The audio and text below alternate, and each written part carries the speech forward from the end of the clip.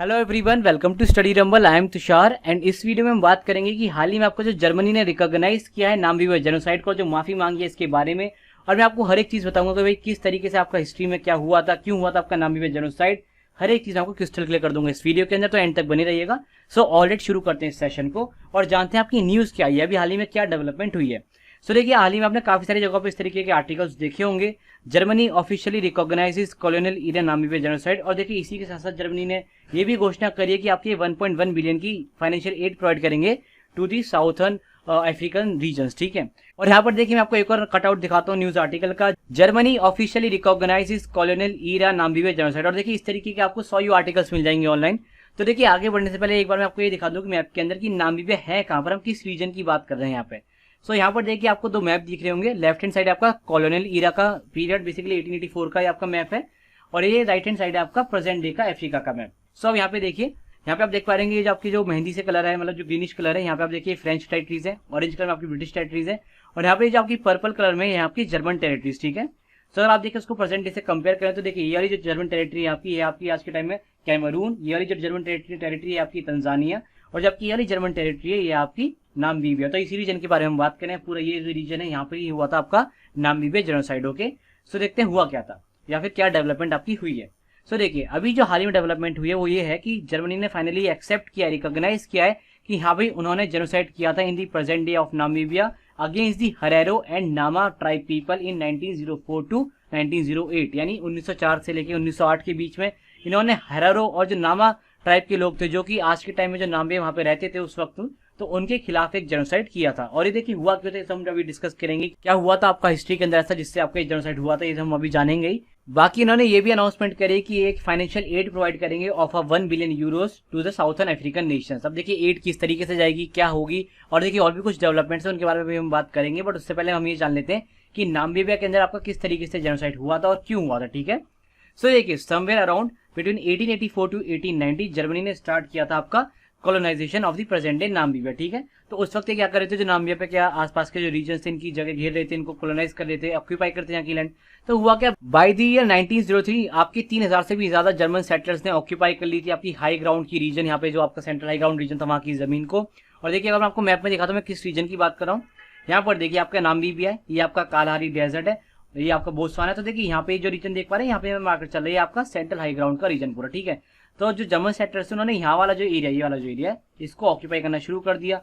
तो अब देखिए आप खुद बताइए, अगर आपके घर की कोई जमीन है और उसको कोई ऑक्यूपाई करेगा तो आप तो घबराएंगे ही ना, आप तो उससे ही कहेंगे भाई तुम यहाँ से बाहर जाओ। तो यही कुछ यहाँ पे भी है, जहाँ पे देखिए लोकल ट्राइब्स के लोग थे, उन्होंने ये इनको जब देखा सेटलर्स को तो घबरा गए कि भाई ये तो हमारी जमीन को ऑक्यूपाई कर रहे हैं, तो हमारी रिसोर्सेज को ऑक्यूपाई कर रहे हैं, कल को हमारे रिसोर्सेज को ये छीन लेंगे। तो इसी का अगेंस्ट में क्या हुआ, जो पीपल थे हेरेरो ट्राइब के, उन्होंने रेबेलियन शुरू कर दिया 1904 against the colonial rule of the then German South West Africa. नहीं, उस वक्त का जो आपका जर्मन साउथ वेस्ट अफ्रीका था उसका जो कॉलोनियल रूल था उसके खिलाफ इन्होंने रेबेलियन कर दिया।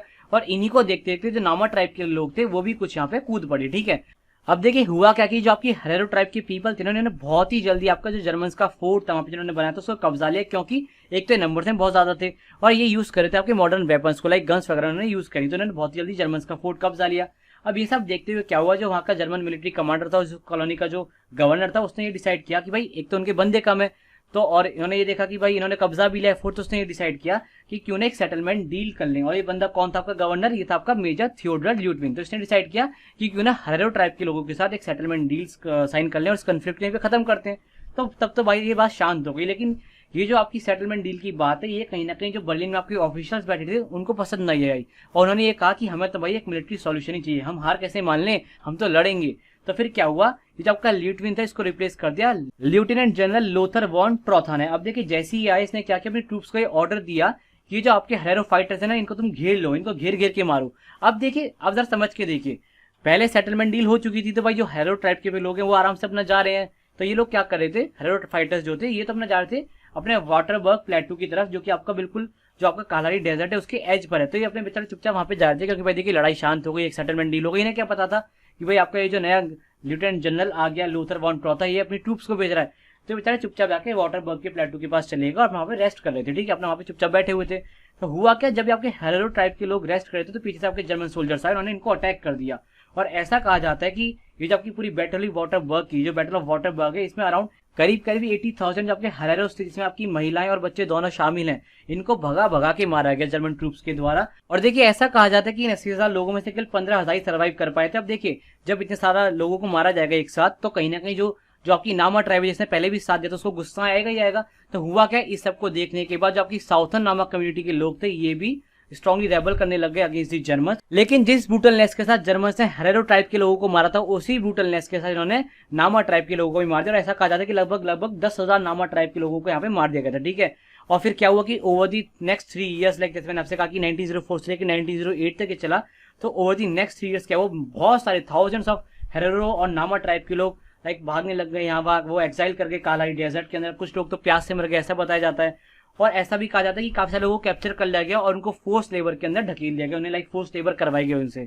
सो ये तो था आपका नामीबिया जेनोसाइड कि भाई किस तरीके से जर्मन ट्रूप्स के द्वारा थाउजेंड्स की तादाद में आपके जो नामा ट्राइब के लोग थे और जो आपके हेरेरो ट्राइब के लोग थे, इनको मार दिया गया और कितनी ब्रूटैलिटी के साथ मारा गया। और देखिए हिस्ट्री में ये एक बहुत बड़ा ब्लैक चैप्टर है जिसको काफी कम लोगों ने इसमें ख्याल से कभी रिकॉग्नाइज किया होगा, फिर पढ़ा होगा, बट अभी फाइनली जर्मनी ने रिकॉग्नाइज किया, तो एक अच्छी बात है। बट मैं आपको बता दूं, ये जो रिकॉग्नाइज किया है ना जर्मनी ने, इससे नामीबिया के लोग बहुत ज्यादा खुश नहीं है। वो तो ये कह रहे हैं कि एक पीआर स्टंट है, क्योंकि जर्मनी यहाँ से अपनी इमेज सुधारना चाहता है। तो ऑब्वियसली जो नामीबिया के लोग वो खुश नहीं है। और देखिए कुछ और भी क्लॉजेज हैं इस डील के अंदर, जो ये आपकी होगी 1.1 बिलियन की, वो आप देख लीजिए एक बार। जैसे यहाँ पे देखिए, तो देखिए जर्मनी ने ये बात तो बहुत पहले ही मान ली थी कि भाई उनके लोगों के द्वारा भाई एट्रोसिटीज करी गई थी नामीबिया के लोगों के ऊपर। बट ये हमेशा ही ना लाइक ऐसे रिफ्यूज करते थे किसी एड को पे करने से, कि भाई कोई फाइनेंशियल एड पे कर दे। नहीं, इन्होंने ऐसा कभी नहीं कहा कि पे करेंगे। But after the 5 year long negotiations between Germany and Namibia, Germany अब एग्री कर चुका है कि हाँ भाई ये पे कर देंगे, कुछ रिपार्टेशंस, कुछ फाइनेंशियल एड पे करेंगे। और जैसा कि वो मैंने बताया भी कि जर्मनी के जो फॉरेन मिनिस्टर हैं हाइको मास, उन्होंने फ्राइडे को अनाउंस किया कि ये आपका 1.1 बिलियन का यूरोस का एक फंड देंगे to help 8 community projects in Namibia. और ये जो आपका फंड है आपका 3 दशकों में दिया जाएगा। अब देखिए 3 दशक बहुत लंबा पीरियड होता है, 30 साल का पीरियड है। अब देखिए कुछ इसी वजह से जो आपके नामीबिया के लोग हैं ना खुश है, या तो ये जो फंड दे रहे हैं या भाई 1 साल के अंदर दें, 2 साल के अंदर दें। भाई 30 साल तो अपने में एक बहुत बड़ा पीरियड होता है, तो पता भी नहीं चलेगा भाई फंड कब आया और कहाँ गया। समझ रहे हैं आप इस बात को। और देखिए ऐसा भी कहा जा रहा है कि एक डिक्लेरेशन साइन किया जाएगा दोनों देशों के बीच के अंदर, और जो दोनों देश के पार्लियामेंट इसको रेटिफाई भी करेंगे। और जो एक बहुत बड़ी डेवलपमेंट इसमें वो ये है कि जो जर्मनी के प्रेसिडेंट हैं, मैं यहाँ पे बात जर्मनी के चांसलर की नहीं कर रहा, मैं एंजेला मार्केल की बात नहीं कर रहा, एंजेला मार्केल की मैं बात कर रहा हूँ। जर्मनी के जो प्रेसिडेंट हैं फ्रैंक वॉल्टर स्टीनमायर, ये बेसिकली जाएंगे नामीबिया के पार्लियामेंट के अंदर, ऐसा एक्सपेक्ट किया जा रहा है। और वहां पे जाके जर्मनी की साइड से अपॉलॉजी मांगेंगे, एक माफी मांगेंगे। तो ये खैर देखने लायक होगा कि भाई ये जाएंगे कि नहीं जाएंगे वहां पे। तो बेसिकली ये आपकी डेवलपमेंट है रिगार्डिंग दी जो जर्मनी ने रिकॉग्नाइज किया है आपका नामीबिया जेनोसाइड। और यहाँ पर मैंने पूरी कोशिश करी कि मैं आपको हर एक चीज क्रिस्टल क्लियर कर सकूं कि भाई आपका क्या था नामीबिया जेनोसाइड, ये क्यों हुआ था। मेरे को उम्मीद है कि आपको समझ में आ भी गया होगा और क्या आपकी मेजर डेवलपमेंट अभी रिसेंट में हुई है। तो चलिए मिलते हैं अगले सेशन में, जहाँ पर हम डिस्कस करेंगे इस तरीके एक बहुत अच्छा टॉपिक। चलिए बाय बाय, टेक केयर। अगर सेशन अच्छा लगा तो इसको लाइक करें, शेयर करें अपने दोस्तों के साथ। Bye bye, take care and keep preparing for exam.